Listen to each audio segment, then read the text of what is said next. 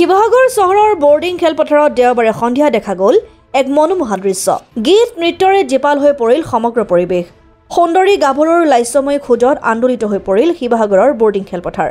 শিৱসাগৰৰ ধনী ইভেণ্ট নামৰ সংস্থাটোৱে বৰ্ডিং খেলপথাৰত দেওবাৰে আয়োজন কৰে তৰংগ তিনি উৎসৱ 2024। এই উপলক্ষে গীত নৃত্যকে ধৰি বিভিন্ন সাংস্কৃতিক অনুষ্ঠানৰ লগতে আয়োজন কৰা হয় ফেশ্বন শ্ব'। অন্যহাতে এই অনুষ্ঠানতে সাহিত্য সংস্কৃতিৰ লগতে বিভিন্ন শিতানত উল্লেখযোগ্য অৱদান আগবঢ়োৱা 16গৰাকী ব্যক্তিক শিৱসাগৰ গৌৰৱ বঁটাৰে সন্মানিত কৰা হয়। বিশিষ্ট সমাজকৰ্মী, উদ্যোগপতি, গায়ক, নৃত্যশিল্পী, চিকিৎসাবিদ, পৰিৱেশবিদ, শিক্ষাবিদ, যুৱ ক্ৰীড়াবিদ আদি শিতানত আগবঢ়োৱা হয় এই বঁটা। মহিলা সবলীকৰণ আৰু হস্ততাঁত বস্ত্ৰশিল্পৰ সবলীকৰণৰ বাবে এক সাজপাৰ প্ৰদৰ্শনীৰো আয়োজন কৰা হয়।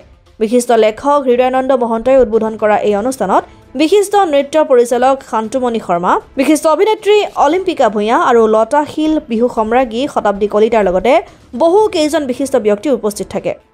যেহেতু 25 ফেব্ৰুৱাৰীত তৰংগ 3.0 ধনী ইভেণ্টছৰ উদ্যোগত আমি ফেষ্টিভেল এটা পাতিছিলোঁ আৰু তাৰে আজি অনুষ্ঠান চলি আছে। আৰু আমাৰ সম্বৰ্ধনাত যিহেতু আমি Sivasagar pride of Sivasagar award show' এটা ৰাখিছিলোঁ, তাত আমি হৰিপ্ৰসন্ন হাজৰিকা, সান্নিধ্য ভূঞা আৰু বহুকেইজন ব্যক্তি, সুৰজিৎ গিৰি ছাৰ আৰু বহুকেইজন আহিবলৈ আজি পৰা নাই। যিহেতু আজি ইছলামিক মানুহৰ এটা পৰ্ব আছে, সেইকাৰণে আহিব পৰা নাই। তেওঁলোকক আমি ঘৰলৈ গৈ তেওঁলোকক এই এৱাৰ্ডটি দিবলৈ চেষ্টা কৰিম। আৰু লগতে আমি শিৱসাগৰবাসীৰ সকলো ছাপোৰ্ট পাইছোঁ আৰু অহা বছৰলৈ আৰু ডাঙৰকৈ আমি ইভেণ্ট কৰিবলৈ গৈ আছোঁ। সকলোৰে ছাপোৰ্ট লাগিব। ধন্যবাদ। আমি 2018 পৰা পাতি আছোঁ। এইবাৰ আমাৰ থাৰ্ড ছিকুৱেঞ্চ হয় আৰু লগতে সকলোৰে ছাপোৰ্ট আছে, সেইকাৰণে আগবাঢ়ি গৈছোঁ। আশীৰ্বাদ কৰিব। শিৱসাগৰৰ পৰা ছৈয়দ মুস্তাকুৰ ৰহমানৰ ৰিপৰ্ট, অসম আদিত্য।